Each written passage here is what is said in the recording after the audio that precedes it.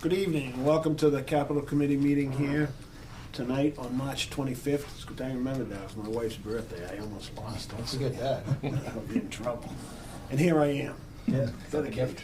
You want us to go get your cake? No cake, no cake. Can't afford it. All right, so let's just start off with, so we have a request that came in today for elevator repair, just to let everybody know. It's a state fire regulation that we have to repair 3 elevators, one in the school. God, you were always on time. And one at the school, one at the library, and one here at Town Hall. So I'm having conversations that we talk about that, something that has to be done that comes out of the reserve accounts to be paid for this year. Because we have about $160,000 or so in the reserve account still. There's only 3 months more to the year. I'm sure we'll use it all before then. Yeah, and they checked it off as a new item, that's what I couldn't figure out. So it's really a maintenance item? No, well, it's new because it's a new regulation. Oh, So, okay. because we've been maintaining the elevators, et cetera, and stuff, and this wasn't part of the plan until they Okay. flipped it on Yeah, I us. noticed that the email said So- away on my Yeah. mind. Okay, let's quickly talk about, oh, did you get a new sheet too? I'll give you one here.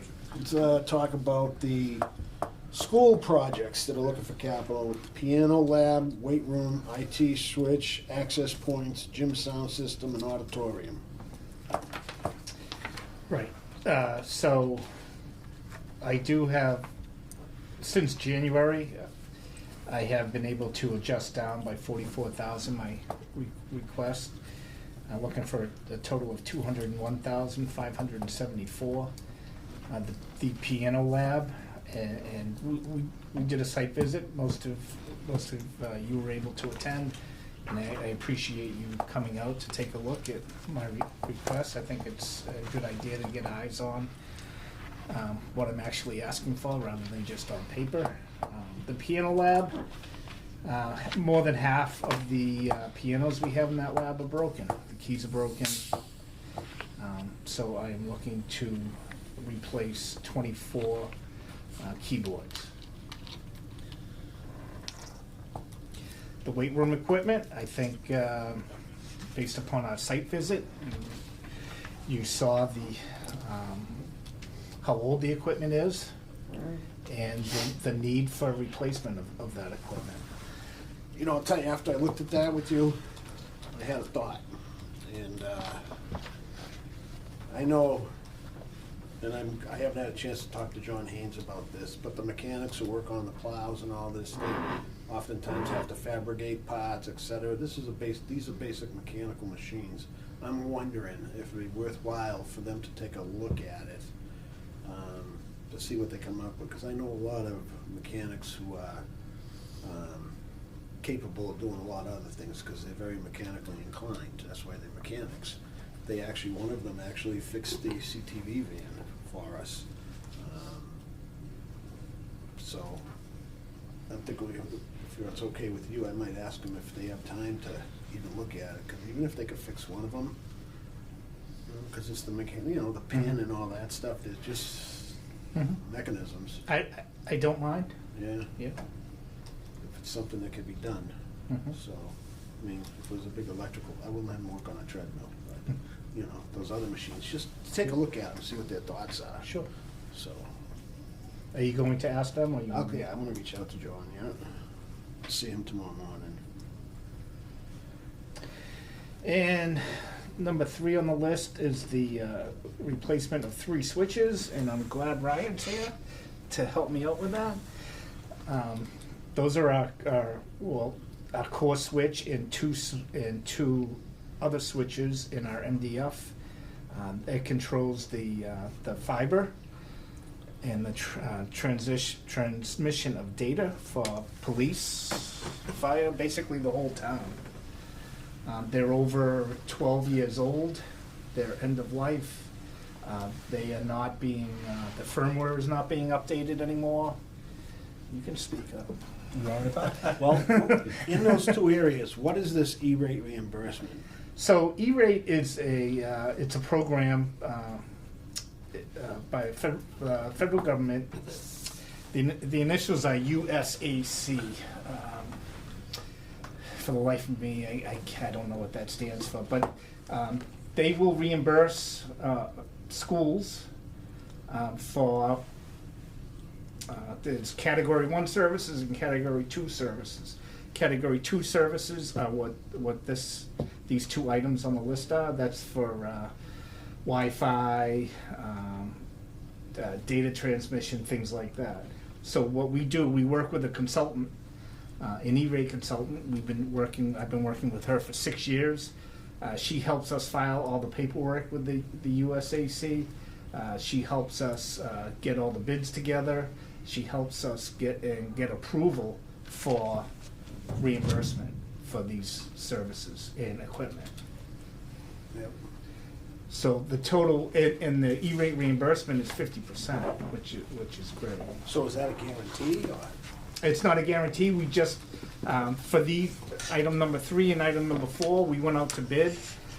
We received all the bids. We filed last week. We filed the last bit of paperwork. It's called Form 471, and we're waiting to hear back. Okay. We have never, in the 6 years I've been here, we've never been Turned down. down. When that money comes back, where does it go? Into the general fund? It doesn't come back. Or they pay half the bill? Yep. Oh, okay. So, out of that, like 122, you only be asking for half of that? It's actually down to 115,912, Okay. and I'm asking for 57,956. All right. And the same thing here. And the same thing for the access points. Okay. Right. You have anything to add to that? No, John did touch on a few things. I've worked with the IT staff over the school on this project because it affects both of us. The way our infrastructure is set up, we actually get our internet from the schools and it's brought over here. So that's why you're seeing this project a little bit different. You're seeing like a core routing switch, then additional switching for them. The way it's set up now is our information goes through their equipment. We're trying to separate that out a little bit to basically if they have to make any changes on their network, the town won't see any downtime. And John's correct. E-rate's a great program. It's based off school enrollment numbers, free and reduced lunch things. That's where they get that 50% calculation. Usually what happens is you get a dollar figure that you have to spend over like a 5-year period. I forget what it is for the schools. About 250,000. Yeah, so they'll, over a 5-year period, they'll reimburse up to $250,000 of various projects. And it's one of those things that if you don't use it in that 5-year period, you'll lose it. Okay. All right. And we've got the sound system in the gym. Gym sound system, I had originally estimated a cost of $25,000. I received some quotes and the cost is actually much less than that, and it wouldn't fit capital requirement, so I took that $25,000 out. So you're the bearer of good news tonight. Wait till you get downstairs. So, all right, then we've got the projector and electronics replacement. The auditorium, the projector is over 12 years old. That is on its last legs. And that will, any day now, we will not be able to turn that on. We use it for town meeting, we use it for budget meetings. That's the digital, we're looking to replace that projector with a digital projector. And in doing so, we would have to replace the controller of which is the brains of the AV system. Okay. I'm just doing some math. Okay. Some math. Yeah. Old math, so it takes me a little longer.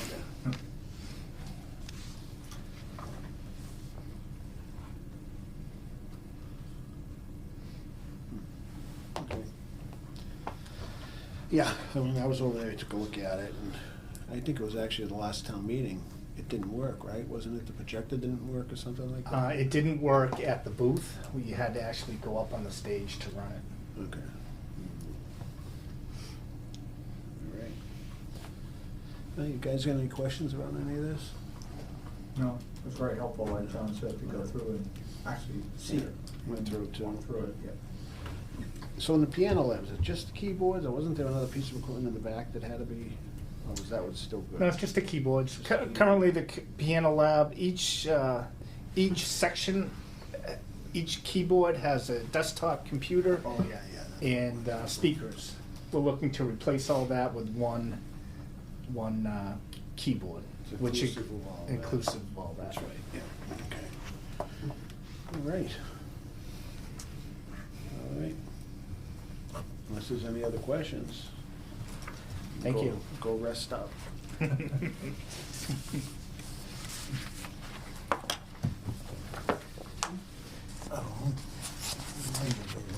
So let's go over the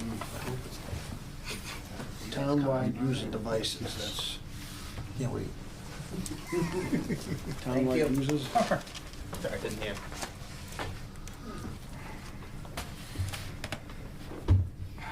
Thank you for meeting with me. I put forth a project that's the first year of a 3-year project to replace all the town hall, townwide, other than the schools, user devices. To give a little background, we originally got these devices all at once through the CARES Act. The very beginning of it, we had a lot of aged devices when I started here. And it was a great, because of CARES, we basically were able to replace them all at once at no cost to the town, which was awesome. The only issue is now they're starting to age out. And for various different reasons, we're looking to replace one age, 2 operating system on the devices. They're all Windows 10 devices. Windows 10 is reaching end of life of October of 2025. So we have to get those devices out of here prior to that rollover. Some of the more recent ones that we've purchased, which would be year 3, are Windows 11 capable devices. Some of them are currently on 10 that we get a free upgrade to. Some of them are currently running 11, just to make sure that they would run in our current infrastructure. So like I said, we're looking to replace all of these devices over a 3-year period. In year 1, I'm asking for $60,000. Year 2, we're expected to ask for $50,000. Then year 3 would be $40,000. That's based off of device use, purchase date of these devices, and number of ones that are currently upgradable to Windows 11. Didn't we have some conversation about, could we possibly replace some of these with desktops now that people are back at work? So that is a possibility. We do have a number of desktops that are already included in this number. Things like PD, DPW, Fire, those are already desktop computers. If we look to replace the town hall users that currently have laptops that are non-department heads, we're only looking at about 23 total computers. So 23 desktops Versus 23 laptops, yeah. And at a savings of about $300 per device, if you go to desktop versus laptop. So I'm just wondering if we should ultimately be looking at returning to desktops. I have no issue Do we with have that. any control issues, security issues with the laptops?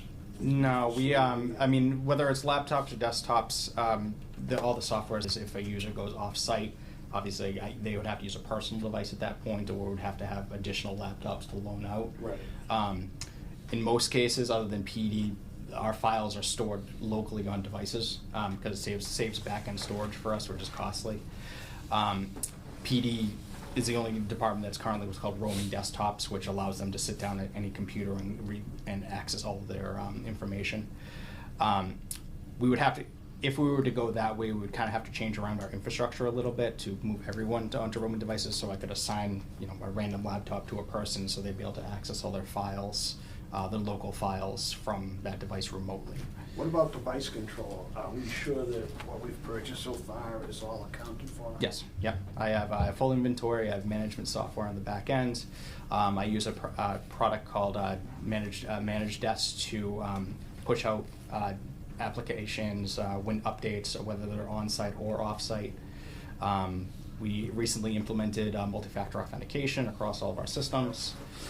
So whether the user is using their phone, desktop, laptop, or a web browser on a random computer, they're required to have multi-factor authentication to log into their email.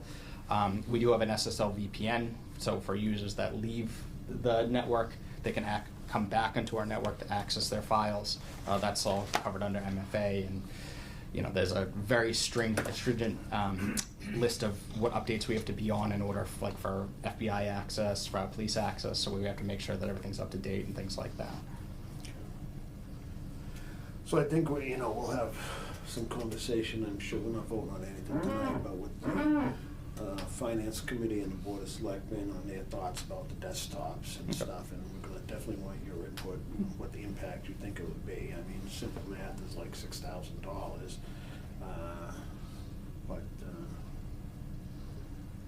but I can see where you'd have to have pads to give out for people who travel. Yeah, that's the thing is we have a good number of people other than department heads that do leave for various things.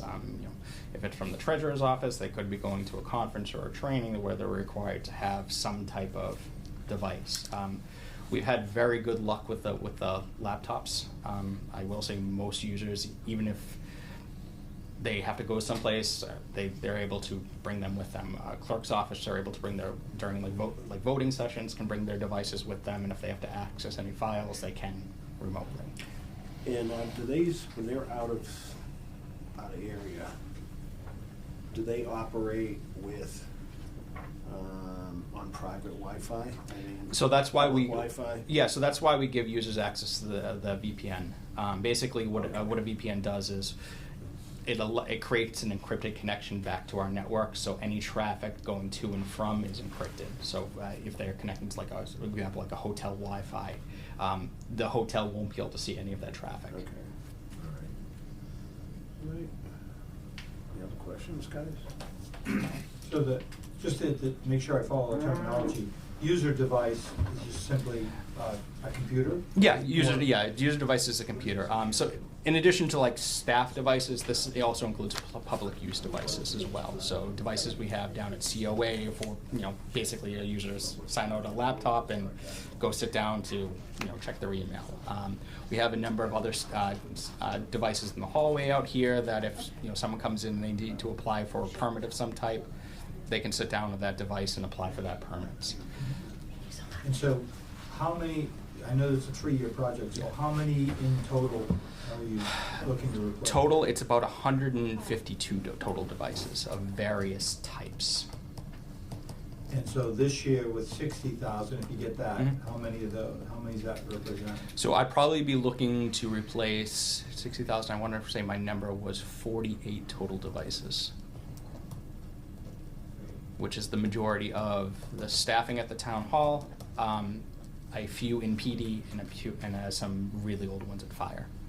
And it sounds like from what you said before, we use Windows devices. Yes. We don't use Apple. No, we have a few Apple devices, mostly on the cable side, but 99% of our devices are Windows machine. It's just the vast majority of our applications are Windows based, that they don't have other versions of.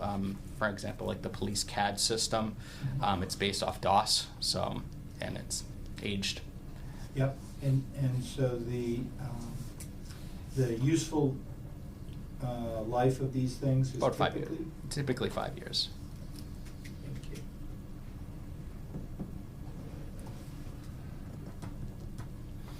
It depends on use, and Right. we have some devices that are on, like for example, at the water department that are on 24/7. Maybe something like this is really going to be helpful to get 5-year plans from everybody. Mhm. There won't be no surprises. But we also knew when we started to use this money, when we projected a lot of stuff, Mhm. that were all gonna expire at the same time. Yeah, like I said, CARES Act was great. We were able to do a full device refresh at one point, and it was money that the town didn't have to spend at that point, but we knew everything, because of the result, everything was going to be happening at once. Just not to change the subject, but as far as 5-year plan, I'm having active meetings with the school department right now, so we can kind of develop a 5-year plan together. Since there's so many parts that touch both of us, so look to hopefully have that in the coming months. Yeah, that's on the technology side only. Yeah, unfortunately, You can't fix the weight machines? I'm not a mechanic. All right, great, thanks. Thank you. Police Department, taser replacements. How are you all? Well, we want to see if the ones you have still work. Stand up. Well, yeah, that's what. Because I came last? Yeah, you're late. This is just, I think you guys already got Yeah. documentation on Yeah. everything. This is probably just redundant, but just another one of, this is pretty much when we had, the deputy chief did some extensive research on it and put a letter to me back in January on it, which you guys should have a copy of as well. So I just put on a letterhead for you. I'm gonna let the deputy chief take over.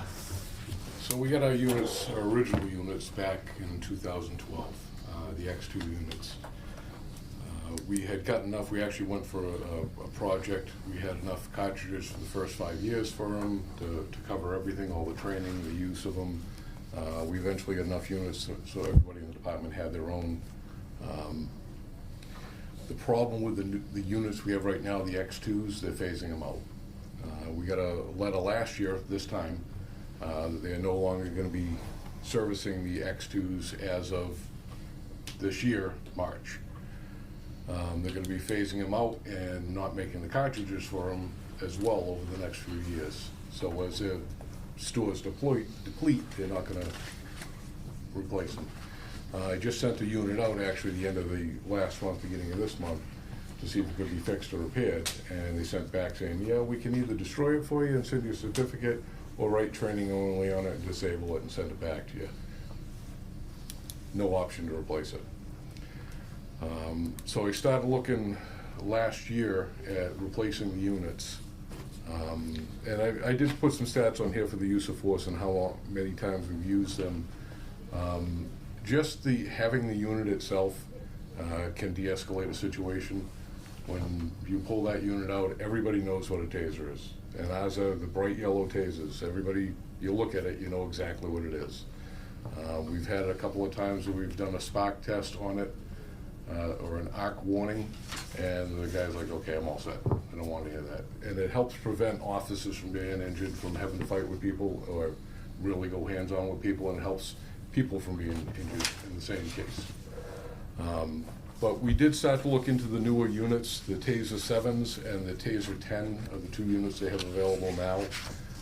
The Taser 7 is comparable to what we have now, but with newer technology. The ones we have now are 12 years old. The technology's come a long way in that time. It's still a 2-shot unit, just like we have now. It would deploy one cartridge, and it could deploy the second cartridge.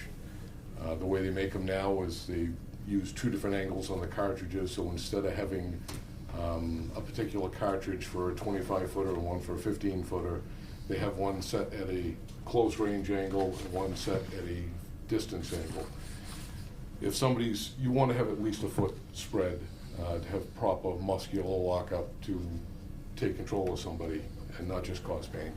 Tasers can just cause pain as well, and that's what the drive-stun thing is for, but to actually get somebody under control and to handcuff them while they're under that control, so you have less kicking, less punching, less, when they're flailing at you, it's easier to take and put somebody under control when they're under power with that unit.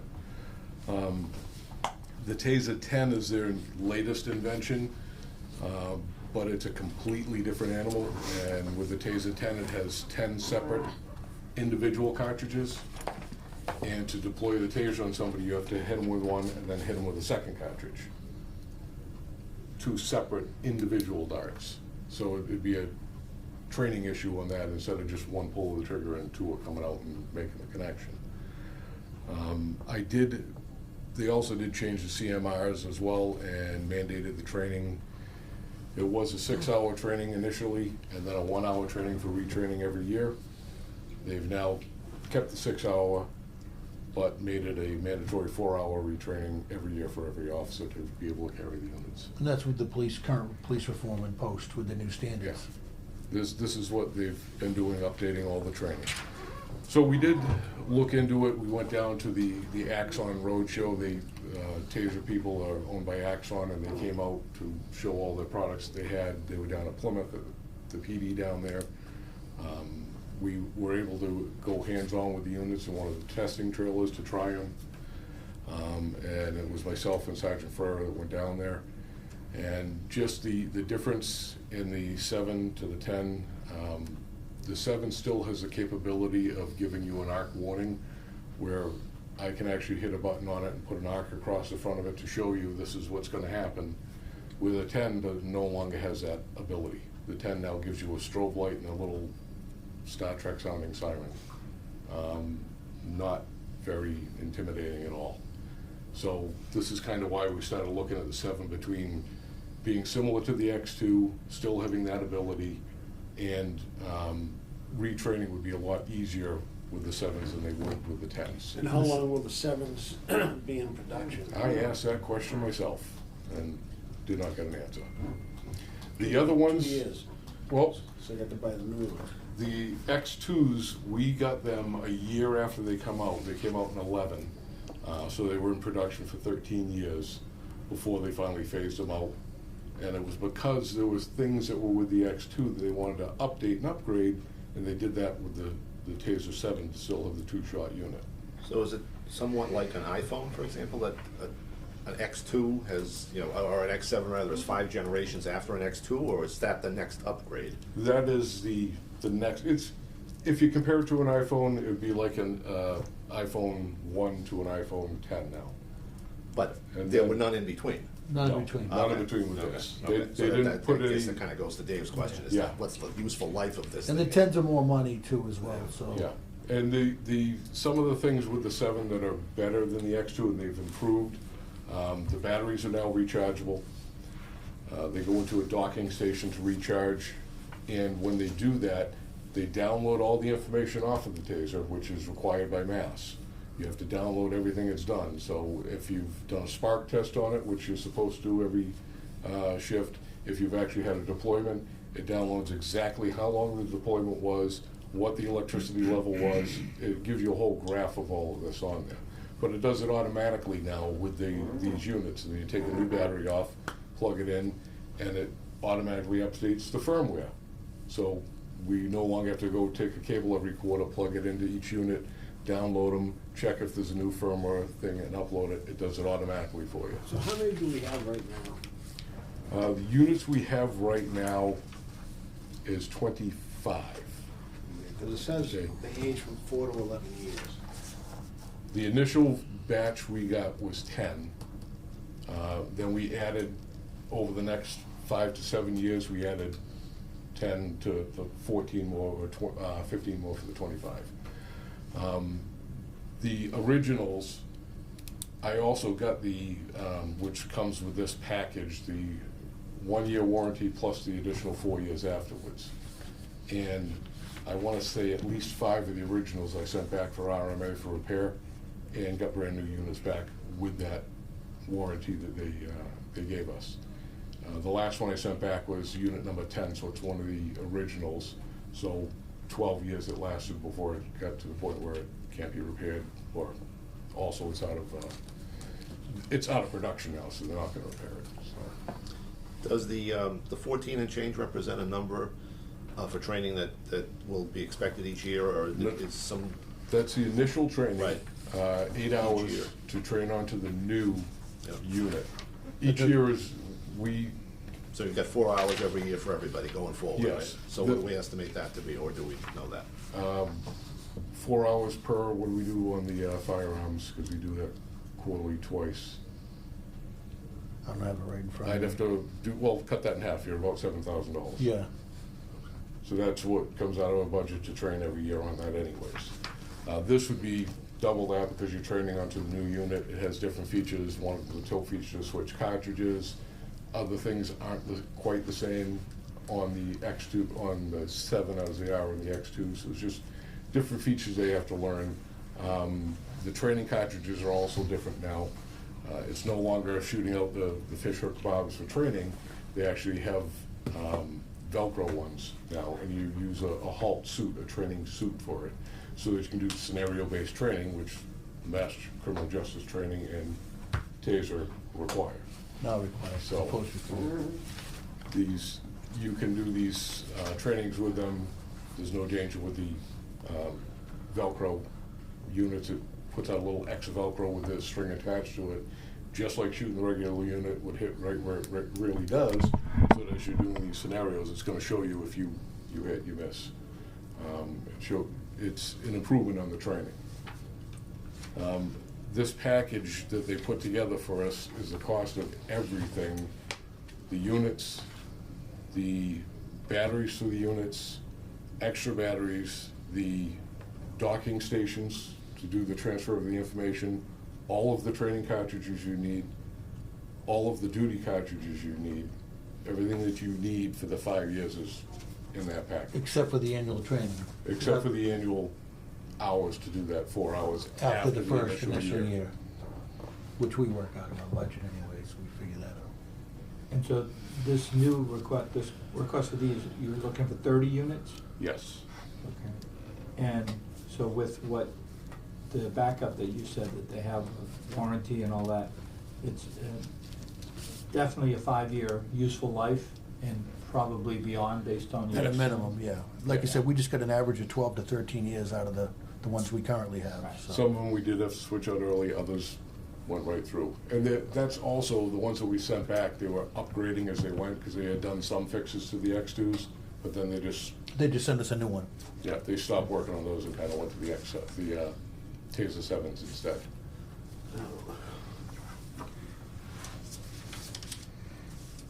Any other questions?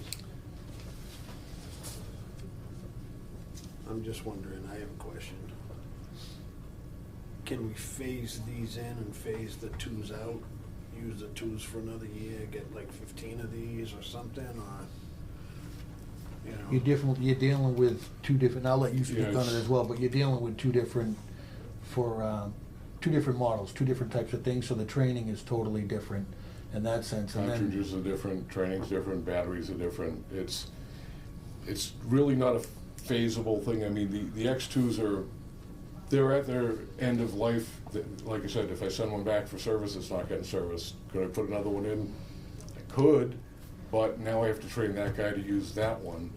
And if you went another year, I mean, this just jumped 6 to 8% by virtue of 23 to 24, right? So, I mean, you're talking, that should probably be. Yeah, they gave me 6 to 8% was the figure what the cost would go up, is what she gave me, because I had gotten the original quote in December. I said, oh, by the way, first of the year, everything's going up, as everything does. and one thing about Axon and the TASER, they're the only ones that, they own the market. They are the only ones. They have the lock on Place it, to be. but they have the lock on the training. Their products are good. They're the industry standard, they Yeah, really are. They really do. So. And on any given day, any given shift, everybody who's on duty has one on them? Correct. And so how many people is that typically on a Dep- shift? Depends on the day. If you're on a midnight shift and you get a sergeant and 2, you're talking 3 on the road, 1 on the desk, and then other shifts, you've got 3 guys on the road with the sergeants, 2 sergeants, and then ourselves as well on day shifts. And so when they come in off shifts, those have to go into the charger and then? Right now, they're responsible, they're assigned, that's the way it used to be. Right now, they're assigned to offices. Okay. I mean, initially, when we first started it with 10, we'd have initial 10, they'd come in and sign them out, but we ran into problems with them. Okay. For one, when it comes to, each individual officer, the equipment should be their own individual, just like a handgun, it should be your own, just because for taking care of it, you're handing off a piece of equipment to the next guy, obviously he's gonna check it, but when it comes to less than lethal or lethal, it should be, each individual officer should have their own. And let's face it, when you take ownership of it, you're gonna take better care of it. You really are. But as far as the number out there and the batteries that'll be able to be switched out, there'll be a number of batteries there, so when they come off a shift, they'll be able to switch it out to do it. And the TASER is treated just like a firearm, has to be locked up just like a firearm under Mass General Law. 140/31, so it's, they have, you know, when we secure, I secure my firearm, I secure my taser with it as well. So that's just part of it as well. But there will be enough batteries there for them, as the guys are coming onto the new shift, they'll be able to swap into the new ones. Like I said, it'll automatically update their stuff, it'll download the other stuff, and it's a cloud-based system where it keeps everything in this evidence.com for us, so all the information's accessible by us. For discovery purposes, et cetera. Yeah. Well, going off what Gordon just said, I'm just wondering if we got 15, and you did do the switch out because we only have 5 to 7 in use at any one time, and you could train them all on that the same. If we could do that, and then look at more in an additional year. I know it's not the ideal situation, but a lot of what's gonna happen here with capital is gonna depend on what happens with operating. Mhm. Because you know, of course, some of the capital is gonna be coming out of whatever free cash there is. So I just wanted to think of, and we'll talk some more about what some of the options are, even if it's not the ideal option, but if it's something that's functional for you. There is Just in one other case. option TASER has, is like a 5-year payment plan. I think the cost is a little different though. I'll have to check it. But I think she did mention that we'd be like, it's almost like a 5-year lease Just like a thing. lease to. Yeah, which they Yes. do, I know they You're do paying that. so much over each year to get to the total cost. I think we'd be willing to look at that.